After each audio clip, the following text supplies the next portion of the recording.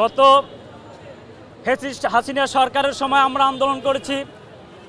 আমাদের non MPO শিক্ষক কর্মচারী পরিষদ গত রমজানের আগে মার্চ মাসে দীর্ঘ 17 দিন আমরা এই ঢাকা জাতীয় প্রেস ক্লাবের সামনে আন্দোলন করেছি।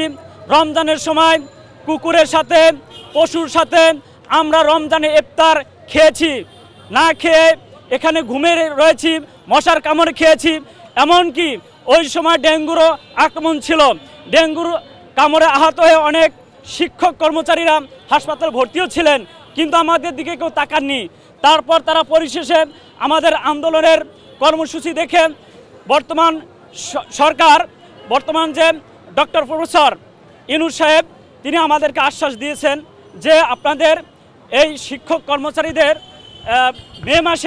মে মাসের মধ্যে এমপিও করা হবে। যত স্বীকৃতিপ্রাপ্ত নন এমপিও স্কুল, কলেজ, মাদ্রাসা এবং কারিগরি শাখায় তাদেরকে এমপিও করা হবে। এই আশ্বাস রেখে আমরা সকলেই বাড়ি চলে গেছি।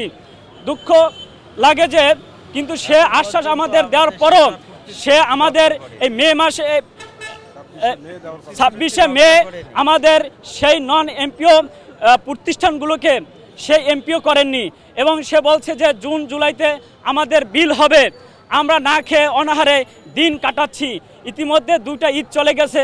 আমাদের প্রত্যেকেরই স্ত্রী আছে, ছেলে মেয়ে আছে, কিন্তু তাদের চোখের দিকে তাকালে অচিরে খুব কষ্ট লাগে যে কী শিক্ষকতা করতেছি আমরা, কেমন শিক্ষকতা করতেছি যে না খেয়ে আমরা, আমাদের নাই জামা কাপড়, নাই পেটে ভাত, কিভাবে তাদেরকে আমরা এই সংসারটা কিভাবে চালাবো? আমরা তো শিক্ষক, আমরা তো খারাপ কোনো পেশায় নিয়োজিত না।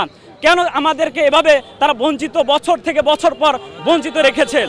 এর জন্য আমরা আজ 21/6/2025 তারিখ লাগাতার কর্মসূচি ঘোষণা করে কেন্দ্রীয় সভাপতি এবং সেক্রেটারি মহোদয়, তাদের হুকুমে আমরা এখানে আজকে হাজির হয়েছি। না হয় আমরা এমপিও নেব, না হয় আমরা ঘরে ফিরে যাব না। আমরা প্রয়োজন বোধে রাজপথে জীবন দেব, তারপর আমরা এমপিও না নিয়ে আমরা ঘরে ফিরে যাব না। এজন্যই এই সাদা কাপড়, এই কাপড়ের কাপড় পরে রাস্তা নেমে